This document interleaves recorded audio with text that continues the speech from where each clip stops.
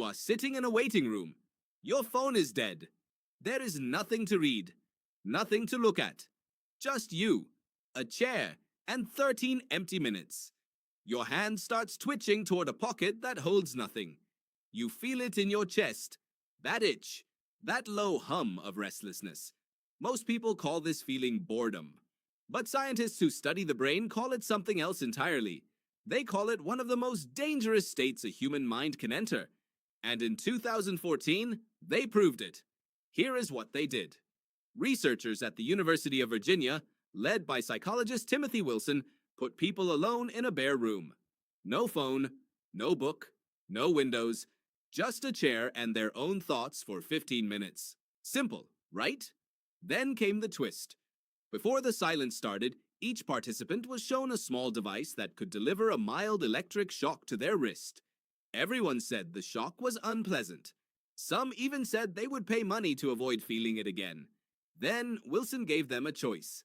Sit in silence and do nothing, or press the button and shock yourself just for something to happen. What happened next stunned the entire psychology community. Nearly half the participants chose the shock. One man shocked himself 190 times in 15 minutes. He had said, before the study began, that he would pay to avoid that exact pain. But given nothing else to do, he chose pain over emptiness. Why would a rational person do that? Because your brain was never built for stillness. It was built for a world that never stopped moving. 2 million years ago, your ancestors did not have the luxury of boredom. Every quiet moment on the savannah was a threat scan. A rustle in the grass, a shift in the wind, a silence that felt too silent. The brain that survived was the brain that stayed alert, always scanning, always seeking the next input.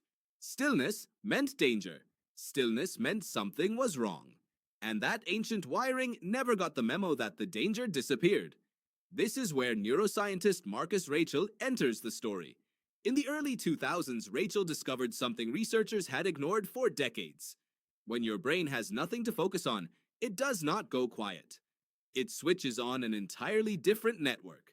He called it the default mode network, and it activates the instant your outer attention drops away. Inside that network, your brain starts doing something remarkable. It replays memories. It rehearses conversations that have not happened yet.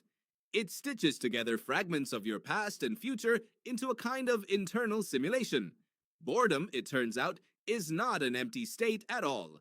It is a switch. And that switch flips your brain from watching the world to building one. Think about what that means for a species stuck indoors on a rainy night 40,000 years ago.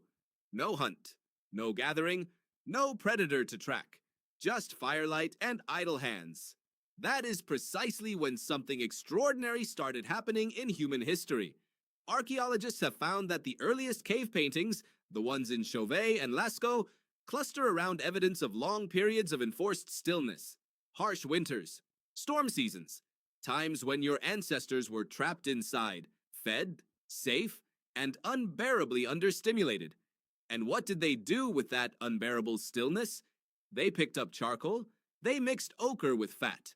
They pressed their palms against stone walls and blew pigment around them, leaving a mark that would outlast their entire species' memory of their names.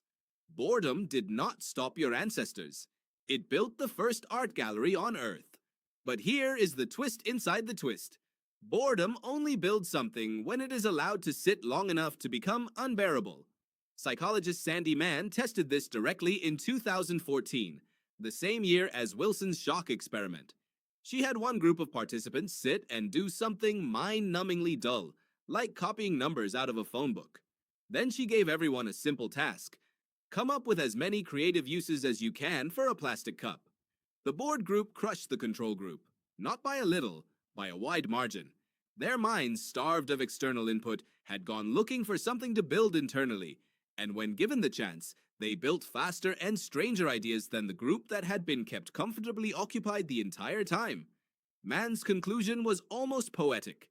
Boredom is not the opposite of creativity. It is the fuel behind it.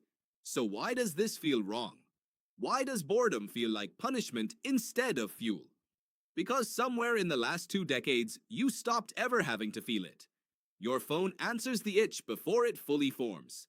A notification arrives the second silence starts to stretch. Every waiting room, every red light, every 3-minute gap in your day now gets filled before your default mode network ever gets the chance to switch on. You are, in a very real sense, the most stimulated human who has ever lived, and also, possibly, one of the least creative in terms of raw idle output, because your brain almost never gets the 15 empty minutes it needs to start building something on its own. Your ancestors handed their boredom charcoal and cave walls. You hand yours a screen that ends the discomfort before it becomes anything at all. That itch you feel is not a malfunction. It is the oldest tool your species ever had, quietly asking to be used one more time. So tonight, when you're standing in a line or sitting in a waiting room with a dead phone and 13 empty minutes stretching out in front of you, don't reach for anything. Just wait. And watch what your mind builds when you finally let it. If this made you look at boredom a little differently, hit subscribe. This channel breaks down the hidden psychology behind everyday feelings, one experiment at a time. Drop a like if your brain just did something interesting while watching this. And if you know someone who reaches for their phone every 10 seconds, tag them below.